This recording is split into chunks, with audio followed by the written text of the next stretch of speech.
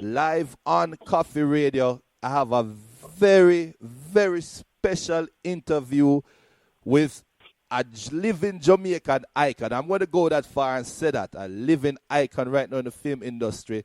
Got Mr. Paul Campbell live on CoffeeRadio.com. So, Mr. Campbell, what's going on, sir? Much love and respect, Coffee Radio. Junior culture. Love, love, love. Well, go on, brother. Well, go on, brother. Hey, for the voice, people, I can't people don't know, because I am one of your biggest fans. Is that what I said? Love, respect, respect. And the second I put out that I'm going to interview you, a lot of people come and say, what? You're interviewing my favorite Jamaican actor. So just to let you know that a lot of your fans right now are listening. They can't wait to hear what you have to say. And then, just to say the love is real. Is that what I said? Yeah, man. I tell you something, too. I mean, it's the people who are always a wind under my wings, and... yeah, you put in the work, but if the people don't claim it, it never happens. So much love and respect to the fans. See, the respect. And I just have a quick question. When did you decide that you wanted to be an actor? When my mother said I must go to school and I had to come up with an idea not to go to school, I said my belly hurt my mama. And I had to act the part. But more seriously, my mother, I was one of them kids who grew up without a dad. Right. And as the only kid at the time, my mother took me everywhere. And she was one of them young girls that were anywhere the pan knock, she would be. So I would be with her because she called me then at the time her expensive designer handbag. Right. So the handbag was with her, and because of that, I was, I saw many things. She'd go to the Sunday morning concerts at the Carib Theatre in Jamaica. I was along with it, and there was one particular Christmas morning that I went to see a show with Miss Lou and Mas Ran. I don't know how many people might still remember these people, but they definitely were, for me, the inspiration. That's when the bug bit, so to speak. Okay. Why, Miss Lou, the iconic Miss Lou. Mm-hmm. Yep. And the indelible Mas Ran, yes. Yeah, that must have been, that's a very big bug bite to get to know. Yes, and one that I really adore, because it allows me so many things during my life, Right. And so take me through after that bug bite now to per se. After you got that, after you felt that itch, did you go to school for it or? Well, yes, I went to Kingston College in Jamaica, right, and I entered school's drama festival. And won a scholarship, went on to the Jamaica National School of Drama. That's the same place they're now calling the Edna Manley School of the Visual Arts. Right. And at the time I attended, it was called CTC, Cultural Training Center. Right. And so from Cultural Training Center, I got involved in the local plays that were happening. I got involved in the pantomime. I did 2 pantomimes. And I'd wait around for whichever film that would come to the Jamaica to be a part of it. And then one day I decided, listen, Jamaica, my mother always said the world is your oyster. Why am I stuck in Jamaica? Right. Waiting for these people to come to me. So I left Jamaica to get it. Okay, so you were a visionary then to see that in order for you to step up in the business, you might have to spread your wings some more and get out there, right?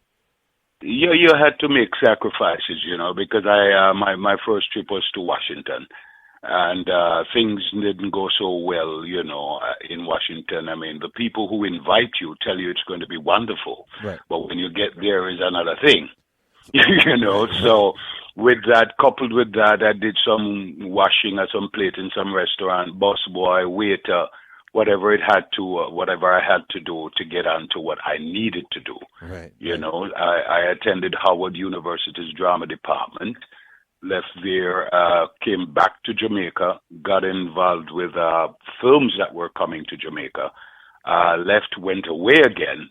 And should I tell you though, Junior, I mean, with all of the going away that I did, it never really did happen for me until I went home to Jamaica.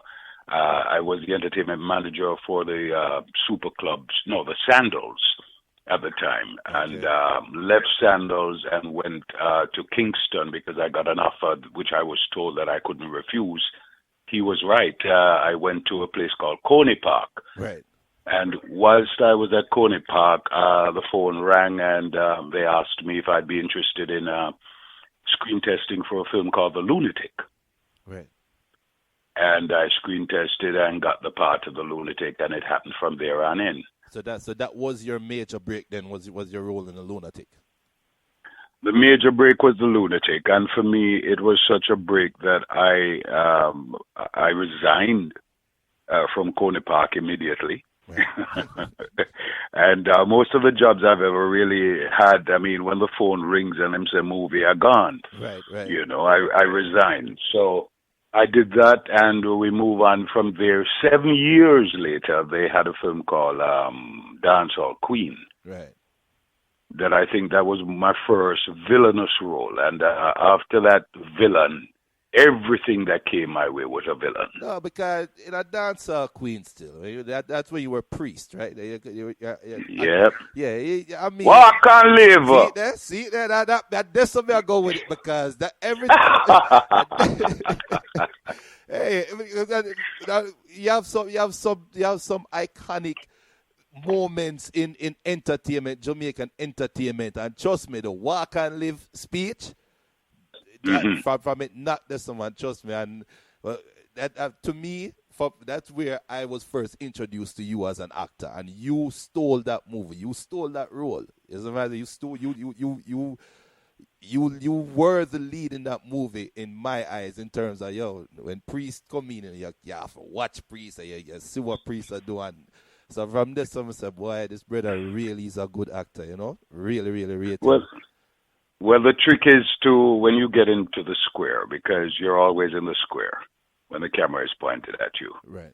The trick is to make sure all eyes are on you, and you don't have to upstage nobody. If you know what you're doing, you're good to go, and over the years, I've sort of garnered the tricks of the trade. Right. I mean, my thing is I'm a method actor.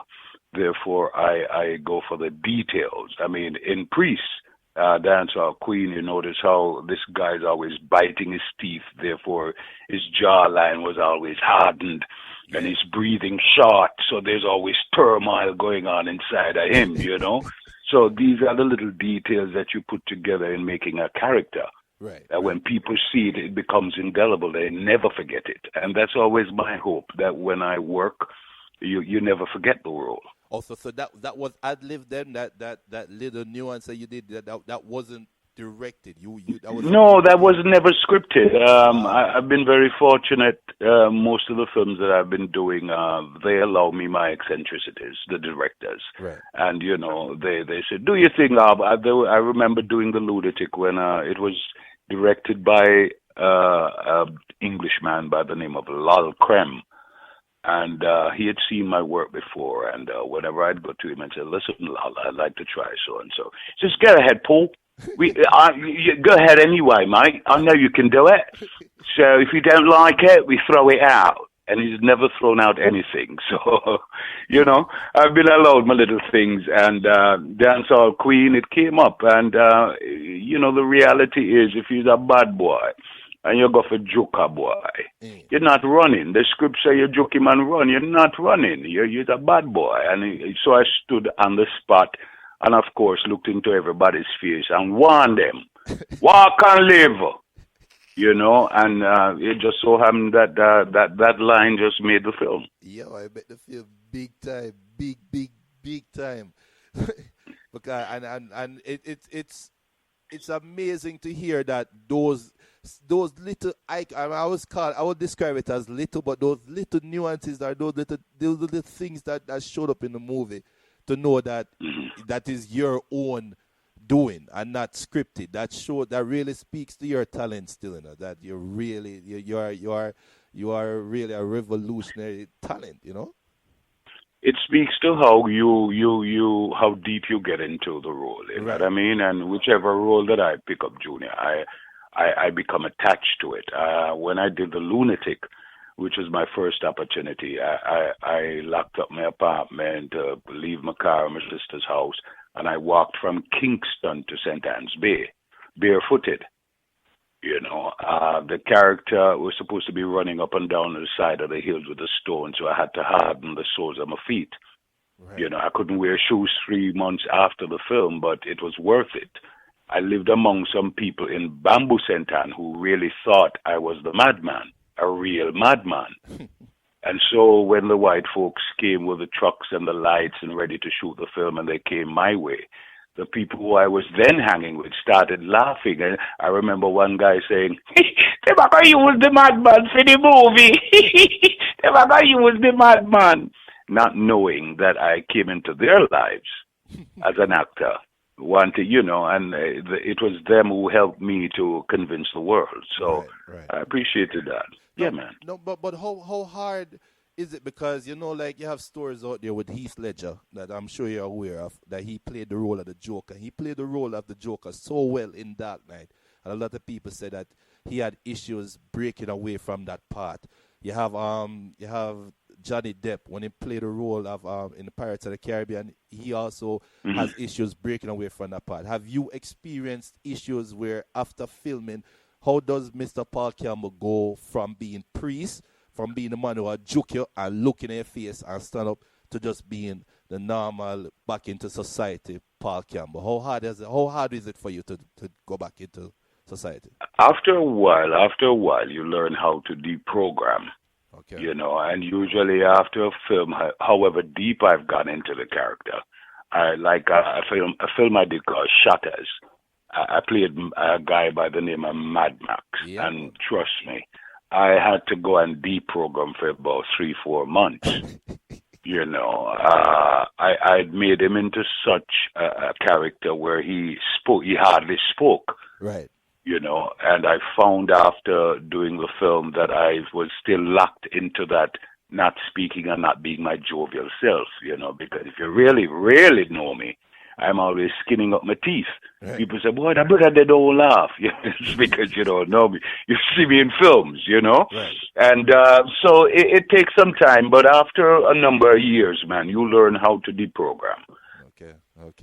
Well, because I just hearing that you're a method actor, hearing the things that you have to go through to prepare for a role, well, I can imagine how hard it is and how much practice you need to take to really deprogram yourself. But it speaks to your talent, it speaks to your ability to assimilate yourself into your roles and come back into society. But my question is, you say you did say Mad Max. Mad Max is one of my favorite characters. And like you say, him not talk. The only time me really remember Mad Max talking was when them say, "Yo, them kill Wayne in at the end." So, was he your most uncomfortable, not to say uncomfortable, but was that your most challenging character that you have to play to date? No. The Lunatic was. Oh. The Lunatic. While I was shooting The Lunatic, I had crab louse and grass lice. Wow. Because for months before the film, I lived rough. Right. I lived in the bushes. I lived on the piers, on the shops. I slept in gullies with the other people of the streets. I learned many things about the people in the streets, that they were not necessarily crazy, but they were so poor that they had given up and they were now living in their heads. Right.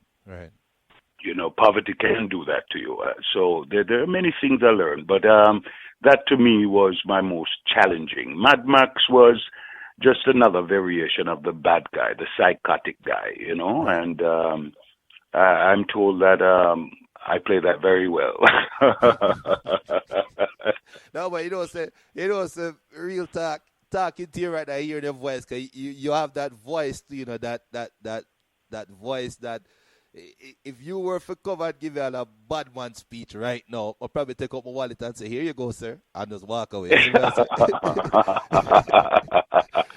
But, no, there'd have to be a camera for me to juke you up for your wallet. You never want to reach this up. I need them start buckle already. But now moving on, now you had Shutters, Third World Cup. We never talked about Third World Cup with Capone, Lunatic. No, first Sunday. I'm gonna be honest with you. I watched that movie again today. First Sunday. and you were in the movie, and your role also was a little bit small for the movie. But what was it like? I want you to compare making a movie in the United States to making a movie in Jamaica, like you made Third World Cup in Jamaica. Well, Third World Cup, it's familiarity. In Jamaica, it's your people, it's the same zinc fence where you know, it's the same mangy dog. You're familiar with that surrounding. You're familiar with all of your peers. You're familiar with the actors, your co-stars, everybody. Right. Whereas in America, it's a totally different thing. You know, you're not familiar, so you just go in and you do your work and you get out. You know, which is how it should really be. You know, I remember the one you spoke of, First Sunday. They had to cut the first scene because I had approached Ice Cube, and his face looked really frightened, so they had to cut that out. But everybody tell me he's West Side, so I know the bad man thing, you know. So when I went to him and did my thing, I mean, he was like, "Man, Dread, you were so intense." I said, "It's called acting, man." Oh my God! You know? Yeah. Go. I just feel if you play a character, if you feel you play a character, the minute you're on screen, the people should feel it. If you're a monster, the people should feel it without you even having to open your mouth. Right. My acting come from inside, so when it comes from inside, you see it in my eyes. There's no lying about it. There's no acting. Acting for me is being. Right. You know. And you pretty much told us what got you to where you are right now. And I was going to ask you what is it that you will have to tell a young or upcoming actor or somebody who's aspiring actor or actress, especially a Jamaican actor or actress, but you basically just told them in a nutshell. So that's something. Well, I teach junior, and when I teach, I have an initiative called Shoot with the Camera, Not with the Gun, that I've been doing for quite a number of years now. I go into colleges and high schools and any tertiary institution, and I teach it. And my first thing to the students is that if you, as the actor, do not believe what you're doing, it makes no sense. Right. You have to first believe it to portray that character, you know. And I don't see a camera when I'm working. I never see a camera. You know, after a number of years, you know exactly where the camera is at, and you work toward the camera. But I never see it. I'm never cognizant of that. Right. I'm learning right now. I have my book and my pen out, and I'm taking notes. I know a lot of people. I'll send an invoice. Yeah, coffee family, so it's all good. I was just about to direct you to coffee people, you know. I get the belly. I try my acting skills. I said, "Boy, my belly hurt me. Look, I'm hungry and I need money for buy food, so I have to roll up on the invoice a little bit." I was going to try that, you know. I was going to give it a shot. But hey, when people heard I was going to interview, the first question they ask, Shutters 2, and the second question they ask is, why not Third World Cup 2? So I'm going to ask you that question, Mr. Campbell. All right. Most people don't understand the ramifications of the business. Whomever produced Third World Cup is not interested in doing Third World Cup 2. Okay. You know, I think it was Island Pictures who produced it.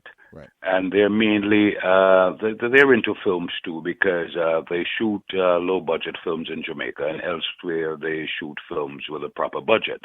But needless to say, they're not really interested in that, so they move on. Right. You know, and all of the rights that belongs to Third World Cup or Palm Pictures stays there. You can't do nothing about it. When it comes to Shutters was done by a group of people like myself. Well, not like myself. I say like myself just to make you understand color. Right. And where they're from, Jamaicans. And so they put it together, but it was never handled properly. And because it wasn't handled properly, it was stolen, it was bootlegged, and within 1 week, it was all over the world. Right.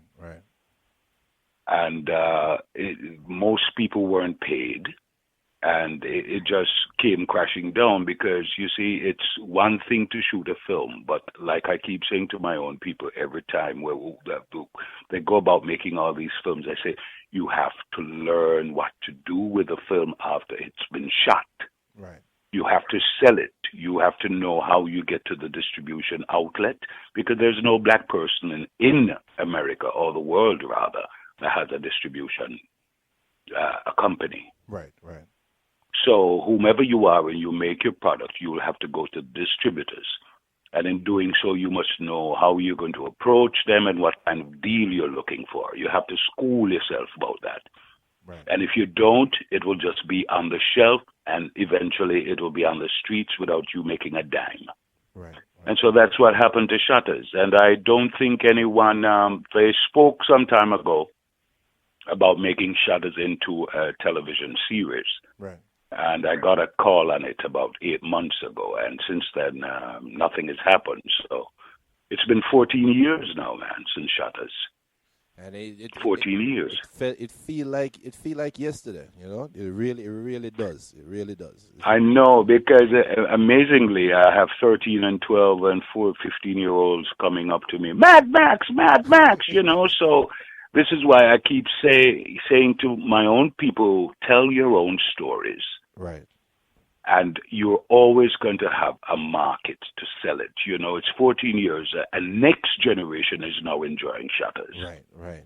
And there'll be another one after that. Your thing can never get old. Yeah, man, that's true. That once you do, like you said, once you do it good. This is it, man. It never gets old, and they'll always. Don't you know? There's also on television a station that talks about shows only old-time films and old-time programs. Right. Don't you know that there are hundreds of old, decaying, antiquated movie stars living in Hollywood that did a job 40 years ago, 50, and still eating from that? Yeah. And the one that should come to mind for most of our listeners, first of all, should be Scarface. Well, this is it, you know, and Scarface made a bundle because it was handled properly. Right. Can you imagine if Shutters was handled properly? There'd be Shutters Part 1, 2, 3, 4, 5, 6, 7, 8. It would be an empire. Yeah. But that is the thing we have to learn, Junior, how to organize and have, you know, it's sad, it's pathetic, but I hope from all of this we will learn.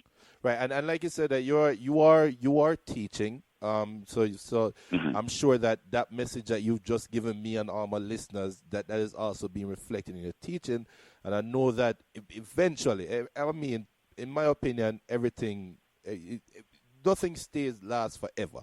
So eventually, the film industry in Jamaica will improve and will get to that. That's me not buy that. Nothing lasts forever. Because this is the same way people are waiting for Jesus to come help them.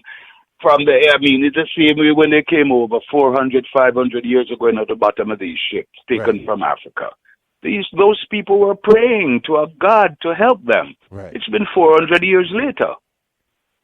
So all I'm saying is don't bank on anything else. Bank on what you can do. They must say God help those who help themselves. True. But you have to help yourself, brother. True. You know, I don't wait for that to happen and it eventually will happen. No, you do things to make it happen. Yeah, and I agree with you, and you are being that catalyst now. Like you just changed my mindset.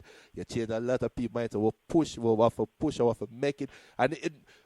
So let me ask you a question. Like, seeing that you are a visionary, that you've seen where you can make some adjustments and become successful with it.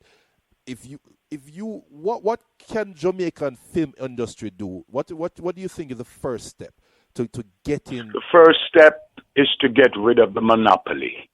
Right. Especially if you're not born there. You don't want nobody coming to your country and tell your story. Tell your own stories. Secondly, Jamaicans must educate themselves about the business of filmmaking and selling films. We have wonderful writers. We have brilliant actors. We have brilliant cameramen. We have wonderful sound people. We can do it. But somehow we always wait for somebody to come across the Caribbean Sea and then shoot the movie in using Jamaica as a backdrop and using Jamaicans as extras. Then they go away with the product, make millions of dollars, and Jamaica never get a dime. Wow. So Jamaicans have to really learn the business and stop talking about it. Right. I completely agree. And I don't know much about the film industry, but I know it's the same thing with the music industry. So there are some parallels, and I share the same sentiment, and I can see where that can really affect. And but do you think there's a market though for Jamaican actors? What? Of course there is a market. Isn't there a market for Jamaica? They're buying everything with that flag on it. True. They're buying everything with say Bob. They're buying everything with have a one-drop baseline. True. So why isn't there come on, man. I mean, we are international. The wickedest city in the world was Port Royal. But we could make a pirate film. Hollywood had to come and make Pirates of the Caribbean. True. Why aren't we showing a big epic film about the Maroons, these mystical people who defeated armies of English soldiers? True. So they had to come and have a peace truce with these people. These people were mystical. You understand? There's so many wonderful stories out of that little island, my brother, that we could do. I mean, epic stories that, has appeal worldwide. True. But all we do is talk and wait till somebody from foreign come in and pay the little monkey money, and everybody work hard. And then they get the film and they go away and you never hear about it. True. Boy, I can really hear the passion in your voice. I can really sense. Brother, let me tell you something, brother. All my life I've been an actor. All my life I've been a Jamaican. I could never be anything else. And when I see people in total disregard, I'm not the smartest guy in the world. I'm sure the people who sit in the mahogany offices and drive the air-conditioned cars, 2,000 engines, they know too. But nobody's interested in that. Everybody is interested in taking what I can take. Now, for the 4 years that I'm in office, I scrape as much as I can, then I go. Who cares about the big picture, the economy, the next generation of Jamaicans coming out of school? Nobody cares. True. Boy, I preach, man. Everybody, brother, I'm not preach. Me I tell it like it is. And I'm hoping that it will fall on some ears who say, the little man might have something going. But it's true. It's true. Look how many years, man. Look how many years. We have wonderful stories and nothing can be done about it. Nothing is going on about it. Rolling calf. I wrote a script about rolling calf. And my thing was to go to Jamaica to shoot this horror film about this mystical creature that you hear about the Jamaican rolling calf. Yeah, man. Not only that, but what I would do, I would get a white actor to play an investigative journalist who comes into this island, just to broad base my market. You understand? Right. So so it will appeal to other folks, and that is what Jamaican film industry can do. Do your own thing. You need somebody Caucasian in it, then you go. You hire them. Right. But tell your own stories. Right. And don't talk about what people did to you. Because you sat on your hiney and did nothing. Well, I agree with you 100%. I really don't want to come off like I'm disagreeing with you or trying to go against what you're saying. But there's going to be that argument from the other side. Let's say that I am an aspiring movie producer in Jamaica right now. The first thing that comes to my mind is I need capital, I need funds, I need money. What do you tell that person that have the only camera them have is a cell phone camera, them saving them money, trying to buy a more sophisticated camera. What is it that they are listening right now? You have those people that do the video blogs that are trying to reach that level, but they are lacking the funds, and the funds is what is their motivation. What do you have to tell that person? We're talking about, when I speak of education, I'm talking about educating your potential investors as well, right. Your private sector. Right. Taking to them films that that are similar to yours or the one you want to do, showing them how they did in the world market, so they can have an idea of what it is that they are investing in. Most people who are potential investors don't have a clue. Right. You will have to educate them. Then they will put up their money. Right. And that's how it really works, I mean, it's good that you want to do this, an aspiring producer with your little phone camera or whatever, that now I'm going to drop it. It's not going to happen, because my thing is, if you are going to bother in the first place, get it done properly. Right. No half-baked nothing. Right. Get it done properly. So the education that I speak of on a national level is not only educating people who are interested in the field of drama or becoming the actor or becoming the technical person, the director of photography, but also the man who is going to put up his money. Right. This is what will happen to your company if you put up the money up with this film. This is what can be derived from the sales of so-and-so. You have to educate everybody. True.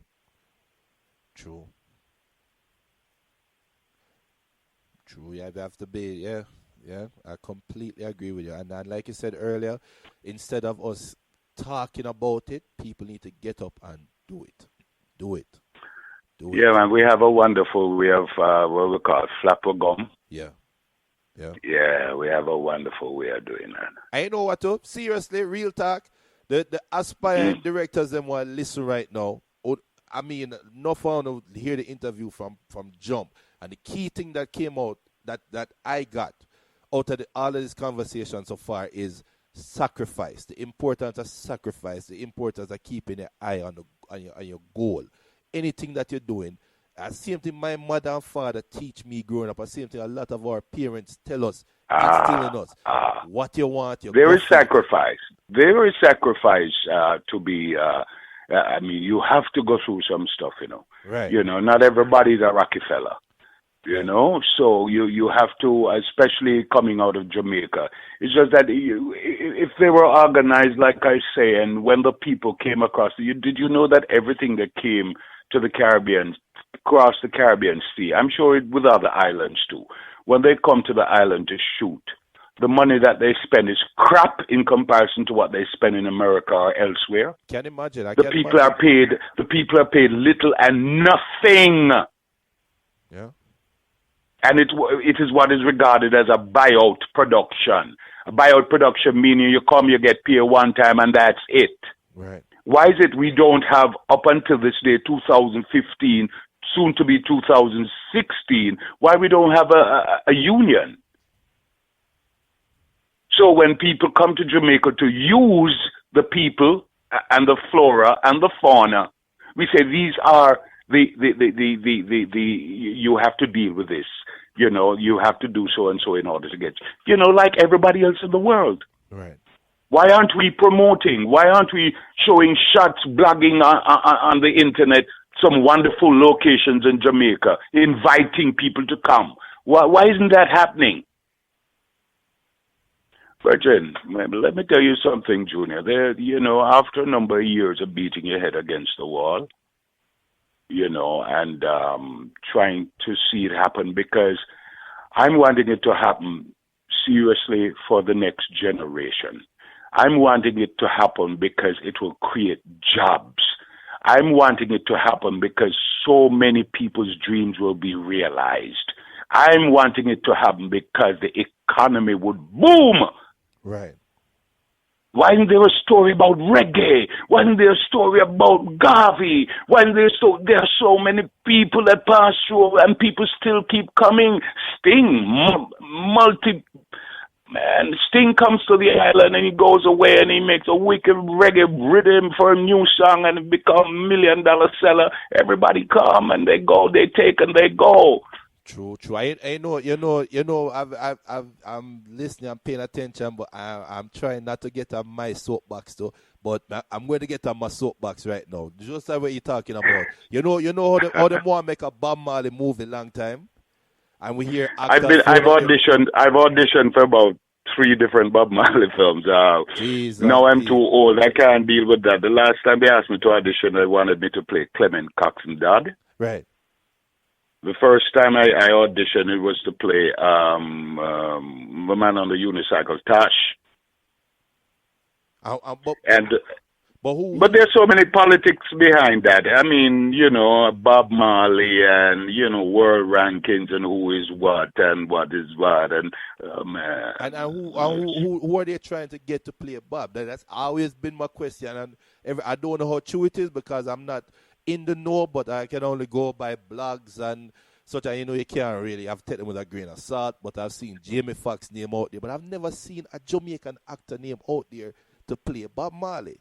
And which was always irked me, No, they're not interested in you.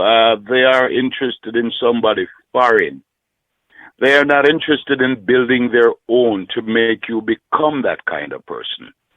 My people are never interested in process.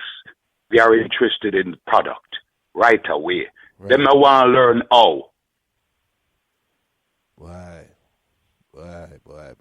Listen, I don't want to be like I'm on a soapbox here. I don't want it to be sounding. No, it's just I'm a little bit, I have to, I'm just saying what it is for me, No, and where I'd like to see it go. You're very passionate, and I honestly think that in order to get the wheels rolling, we need more commentary like this, because I'm gonna be honest with you. A lot of people are going to have their own opinion. They're going to say, "Boy, I love Mad Max. Boy, I love Capone. Boy, I love Priest." But what is Paul Campbell doing as Paul Campbell? And this interview is letting everybody know about your passion, your love for your country, your own, and wanting to see your own get better at it. So that means you don't have the crab in the bar mentality. You don't have the mentality where, me make it so me run gun and me get. No, you want to see the things get better. No, sir. Yeah, me run go where? But every time I open my mouth, them say Jamaica. And me want the common fans now to know that, so that when the aspiring producer, junior, fans are never common. Well, all right, sorry. My apologies. The other fans, the fans. I want the fans to know that, so that when the aspiring producer go and knock on that investor door in Jamaica, it's not only him alone going. It's going to be people who hear this interview right now and know, say, look, if needs be, we know Paul Campbell have our back. If needs be, if somebody has come up with their commentary, we know that this person have our back. So that means, investor, I know this is not just a little drip in the bucket. This is a whole sea this is a whole ocean coming after you. You need to invest. And that's what you're talking about earlier, that instead of talking. So people now are hearing this, and trust me, I get a whole heap of text messages right now. Them love it. Them love what I'm hearing. Even those that are not in the film or the industry, them love it. You're motivating people. You motivate me. If I win the lottery, wonderful. If you win the lottery, this is a full talk, a real talk. If me could come across some money, me invest in it, because we need more Paul Campbells out there. Just like how it took Usain Bolt for people to invest in track and field in Jamaica. Look at Jamaica World Cup team in 1998. When Jamaica qualified for the World Cup, was the greatest thing, but 2 years after that, they turned against it. It shouldn't be like that. So what you're saying, it go for all walks of life. And you see, I keep telling you, we're not interested in process. I would prefer the man to come and bring the thing and we'll buy it right away, or we say yes. We're not interested in finding how we do it and making it and bringing it to that stage. Right. And that is a sad part of the thing, It really and truly is. I sincerely hope from my heart that one day all of this will have been fixed, rectified. There'll be enough people who see that it is really a serious thing to really care about the next generation. Right. Them are kill kids, them are rape little girls, them are kids are having people coming out of school and don't have a clue as to what they're gonna do. When you walk down New Kingston, kids are sleeping on the piers outside. It is there is nothing for them to do. Can you imagine if you took it really serious and say, all right now, the Goodyear out by St. Thomas, the old Goodyear factory, they're making into a sound stage for about 5 years now. Right. And nothing has happened. Nothing. It's the talk. It's the talk and no action, because the folks who can effect change are not interested. They are interested in how much they can scrape the coffers before the 4-year done. Right. So it brings you right back to square one as to what is it? I mean, are we going to just talk and talk and talk and talk? Because I've said this to many people, not only you, Junior. I've gone to different administrations in Jamaica and said, listen, we have so many stories. We have Maroons. We have Lovers Leap. We have all kind of stuff. We have that we could really find some investors. Let's put, Right. Not a soul move. Not a soul move. Boy, well, trust me. I mean... Then we tell a foreigner come and say, all right, it's a dancehall movie now. 2 gun and 3 shot and yeah, me could do that. And everybody jumps on board. Right. No sensitivity, no movie about heritage, no, so that the next generation will understand, oh, so that is where me I come from. Oh, refer to that film that was made in Jamaica. So you understand why the thing is like it is. Nobody has gone to do that in Jamaica. Nobody is doing that. Nobody is doing that. And now kids, I know some kids don't know who Marcus Garvey is. Right. Some kids don't know who Miss Lou is. Right. As recent as that. So this is the thing, man. It's not only about that. It's about keeping some heritage, some richness. The other day I did the 50th anniversary when Jamaica celebrated their 50th anniversary. I did a Nancy CD where I told the Nancy stories. And if you go to anancystories.com, that's my page there. And I sort of brought Anansi up to speed, where Anansi is now using a 6G cell phone. Brother Tukuma, I drive a Maserati. You understand? Yeah. But the reason for doing that is that the kids nowadays can still be entertained by that. You understand me? It's not good, because if you say to them good, they don't know what that is. They have one clue. So I had to sort of bring it up to speed, 21st century Anansi. Right. And the CDs are selling. I mean, I said to Jamaica, I'd love to bring it into Jamaica. I actually launched it in Jamaica. And I'd love to put it into schools, by way of books, make the CD into books. And, nobody was interested. Well, nobody. It says Anansi. What's the website again? It's Anansi, spelled ANANCY, right. Stories.com. AnancyStories.com. So everybody who are listening right now, go to the website then. No, what I try to do in all the little ways is just try to keep the heritage alive, my brother. Right. You have to know where you're coming from. It's important. It is truly important. You can't forget your heritage. You can't forget your culture. You can't forget your groundation. I always say no, but you might forget it, but everybody's making millions off of it because they're into it. True. Why aren't you making millions? True. That's why. I mean, it's very, very eye-opening. It's a very eye-opening experience for me and for a lot of listeners right now. And what you said earlier, even though it is tailored towards the film industry, it really can apply to all walks of life, everything in every situation. All aspects of your life, every profession. You just have to care about it, nurture it, and give the youth a chance to explore it. If you cut it off, what am I going to do? Turn thief and gunman, and you see him because you up into the electrified fence building. You think them now going to get in, but when the sore becomes too much, cancerous, malignant, they'll kick down your door. They'll get to you. True. And that is it's not only Jamaica, Virgin. It's happening worldwide now. Yeah, evident. We're seeing it in Baltimore, and so. But not only that, there are 10 million Baltimores all over America. Right. This is happening every day. It's just that this one is under the microscope now. Right. Well, right now, I wish that I could be a member of your classes that you teach. Just be a student and learn. And like I say, you're teaching, but that is something. We know this conversation is, like you say, it's conversation you've had many a time, and this conversation can go from now till tomorrow morning, and people still are going to tune in. But I want to know something right now. We've heard about Paul Campbell, the actor, but is there anything special or anything different that you do in your spare time that you would like people to know, per se?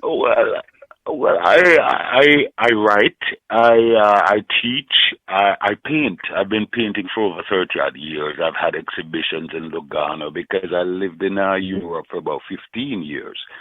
I lived in London. I had exhibitions in London, Switzerland, Geneva, Lucerne, Lugano, and New York. Here in New York, in Jamaica too. Right. So I've been painting for the longest while, man. And if you go on YouTube and type in Paul the Painter, you will see my stuff, my work. I'm having a show here in New York on the 30th of May, But in the meantime, you can always just put my name in there and all the stuff will pop up. And if you are interested in any of the pieces, you'll be advised online, how to get in touch. And they have to go to YouTube and type in Paul the Painter, right? Mm-hmm. And they will also get information about the exhibit that will be in May in New York, right? Well, I'm on Facebook. I have about 3 or 4 different pages. One is Paul, the artist. They can always go on that, and there'll be announcements as to time, place, and date. Right. So people, everybody who's into art, log on to Facebook right now, check it out. And for all the listeners that are listening that feel motivated by this interview, go out there, like Mr. Campbell said earlier, don't just sit on your hands. Go out there, do the work, push, whatever you want. You're not going to get it unless you work for it. Right, Mr. Campbell? It really is eye-opening. Further I was speaking to an icon in the business. I was happy to know that you are still not to say in touch, you are still a Jamaican. You're 100% Jamaican. Nothing fake about it. Listen, man, I grew up in Kingston 13, Maxfield Avenue. And one day, sitting on the curb, I see a little man run out the Channel 1 recording studio, and a man run behind him with a ratchet in him hand, a knife. The guy dally to car and drop. The man chasing him, catch him, push him up by him neck against the zinc. And say, man, you never give a telephone cut. And he shoves the knife into the side of the guy's face and pull it down from his ear towards his lips. Open one side of the guy's mouth. Right. And as a 13-year-old boy watching that, I could see the man's teeth from where I was sitting. Right. And it was something I never forgot. So the film Dancehall Queen came about. And you remember that part where you see me grab that boy and open the knife with my teeth? Right. That's exactly what I saw that day. Right. A Judah, right? A Judah, the whole Yeah, Mark Danvers was the actor, yes. Right. So it's all about life imitating art and vice versa. Right. So yes, it might have been a ghetto and depressed area, but there's some things that you can still take away. Right. Well, yeah, man. I love that. Mr. Campbell, words can't even describe how inspired I am as a DJ, as a selector, as a radio host So, I mean, I know you inspire a lot of people on a daily basis. I want to say much respect, much love, much prosperity. Oh, Jamaica Mafia. Let me talk about Jamaica Mafia. Big up Jamaica Mafia. All right. Yeah, my sister and Jai Well, Cash was a part of the movie too. So Jai Cash, I listen right now. okay. Big up Jai. So, I mean, you're a great actor. You're also a great ambassador for Jamaica. Not only as an actor, but as a human being. You represent Jamaica you represent the best of Jamaica. You represent the heart of Jamaica. And I represent the mass.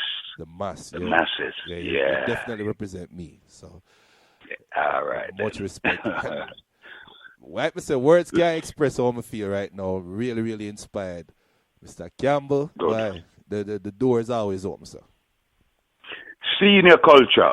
Because you started as junior culture, now you're senior. Much love and respect. Blessings, Coffee Radio. All right? Yes, well, best up, sir. Love.